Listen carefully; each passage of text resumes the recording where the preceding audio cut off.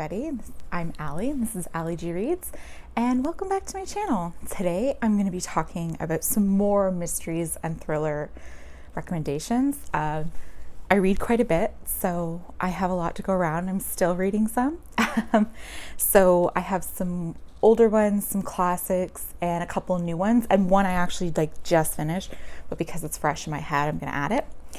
So yeah, without further ado, let's get started. Oh, my package came in. Oh, so satisfying. Why am I struggling? Oh my God. So heavy. Okay. Oh, for fuck's sakes. I almost threw that in my coffee. Can I just get in this?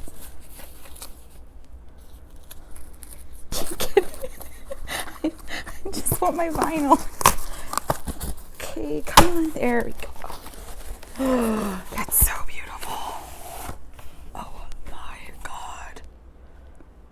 Oh my God. That's like a friggin' book. Oh, it's so beautiful. Remastered heavyweight splatter vinyl limited edition.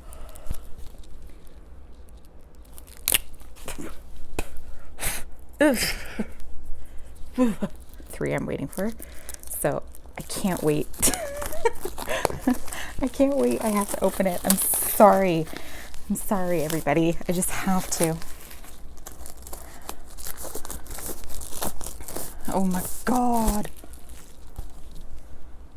This is why it's part of the reason I love this band. Because they put so much into this. I have a whole photo book.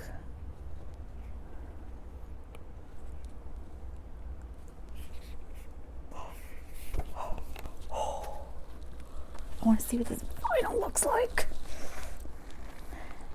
I can't get it. I'm so scared to wreck it. I can't get it out.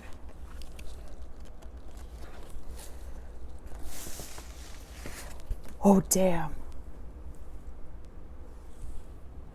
That's a nice vinyl. Okay.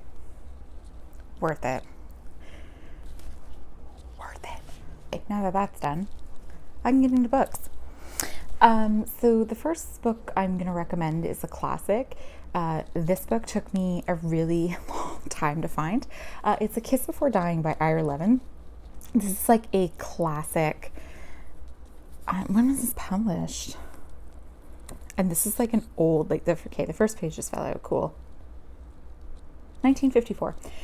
First of all, the bookstore that I got this from is a used bookstore in, it's like 20 minutes away from here.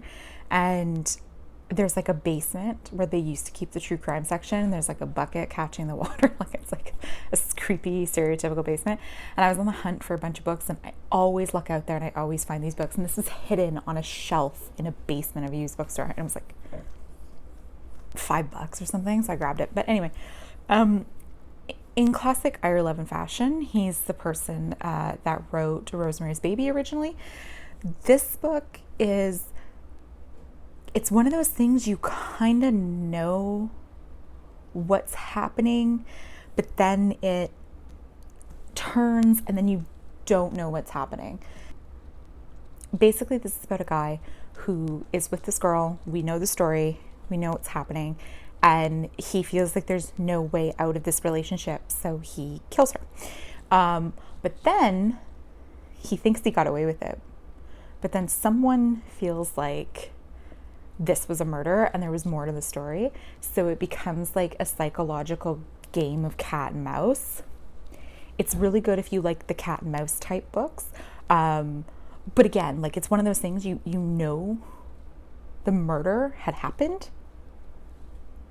but then you kind of don't know what's going to happen. So it's a very interestingly written book. I don't know how easy this is going to be to find it. Again, I got this old dingy copy in a basement of a used bookstore.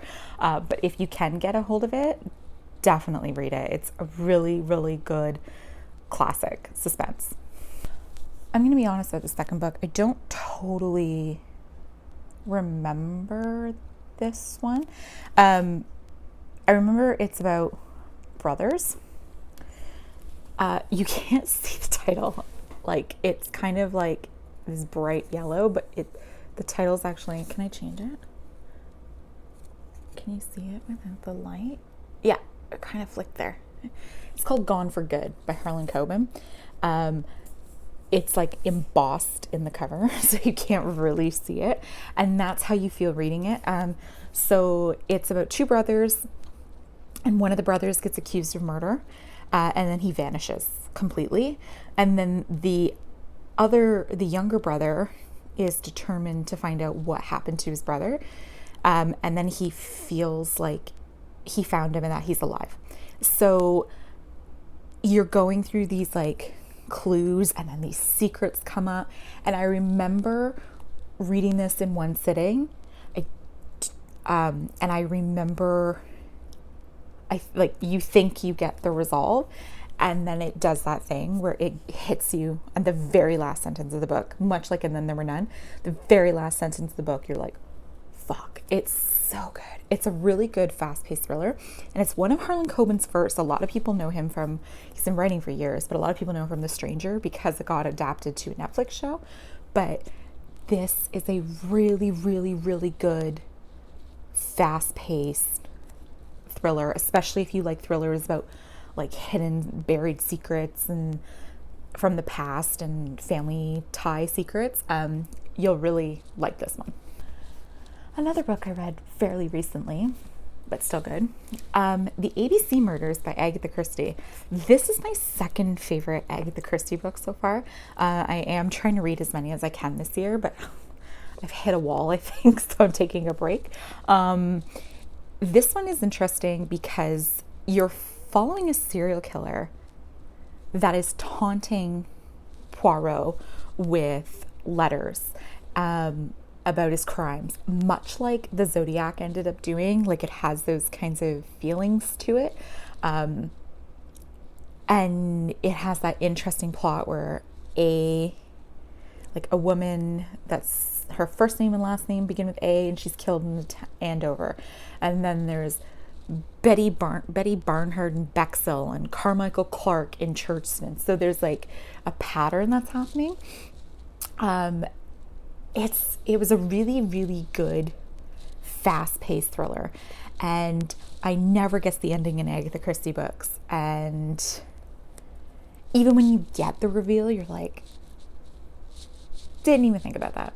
Would not have saw this coming. So I really like it as far as like a classic genre goes. It's really, really, really fast-paced, read in one sitting type of a mystery. Okay, this isn't technically a thriller, but it is a thriller.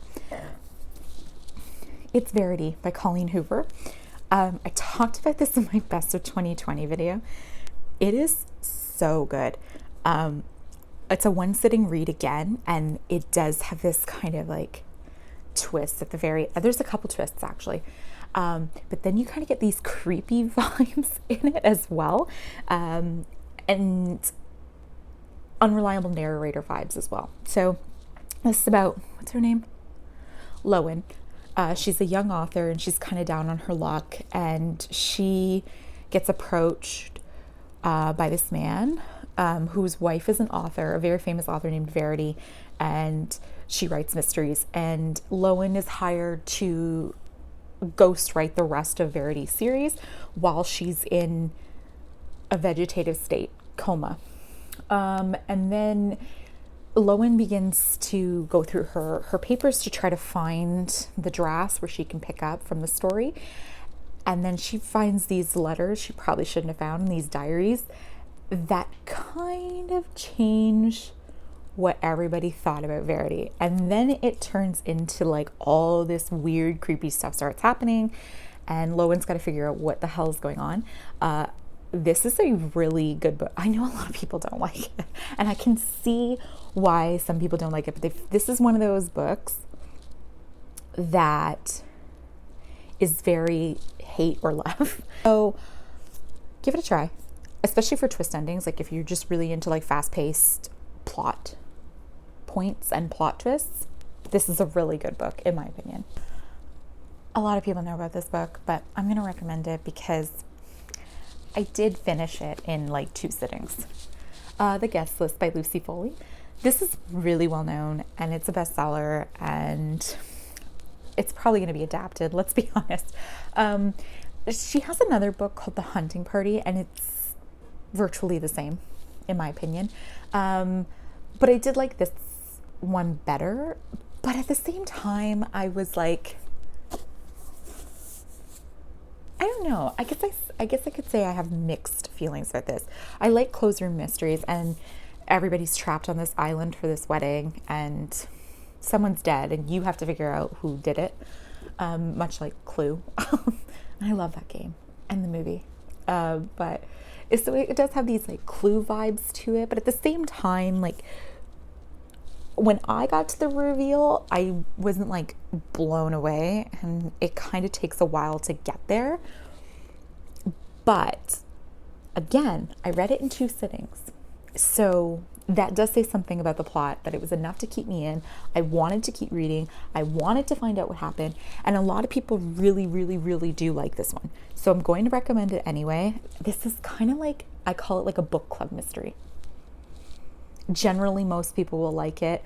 It gives you something to talk about. So, especially book club mysteries, this is a good pick.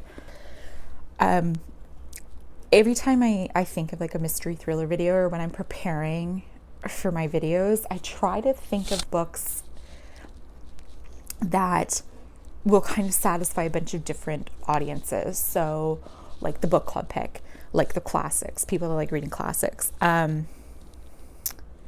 More like light, fluffy ones, fast paced. But then I also want to include like a really dark, fucked up book. And this one's it. The Chestnut Man. I'm going to butcher this. Soren Zweistra? Sorry. This author actually wrote the show The Killing, which is on Netflix. I never watched it, and it was translated. This book is translated from Danish. Yes. It was translated from Danish originally, but this did kind of take off in North America. This is, to me, typical Nordic noir book, which is this new subgenre that's kind of come to head since Girl with Dragon Tattoo. I find with Nordic noir stories, they're very fucked up. They all have the same kind of, to me, I notice a pattern.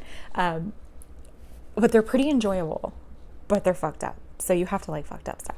But this is about these murders that are happening. And at each crime scene, the woman is found brutalized and like missing limbs. And at every scene, this little like chestnut doll is found. It's a little chestnut person with like matchstick arms and legs. They're found at the crime scene. So it ends up, the serial killer kind of gets this coin, the Chestnut Man. And this is taking spans of like a long time. And you're following 2 detectives basically that are trying to figure out who did it and why. It's a hefty book. I'm not going to lie to you. Short chapters, so I like those. I find them easier to move through. I find the pacing is a lot better with a shorter chapter. A lot of trigger warnings. The thing I don't like about Nordic noir as much is there's a lot of like violence against children. I don't know why, but so I find like this book did get hard for me to read. I made it to the end, and I will say, did not guess the ending at all. Did not at all. Yeah, fan of like Nordic noirs and like Joe Nesbo and the Girl with the Dragon Tattoo series. You're probably gonna really like this one. And if you like just dark, fucked up serial killers, this is it. And that's it. Again, I'm constantly reading thrillers and mysteries and suspense and horror, so there will be more of these coming, and I have plenty more to bring you. So please like, comment, and subscribe. Let me know if you've read any of these, what one you like, or if you know of any similar to these. Please let me know. I love to find new books, especially ones that I enjoyed. So thanks for checking it out, and I will see you next time. I don't have an exit. Bye.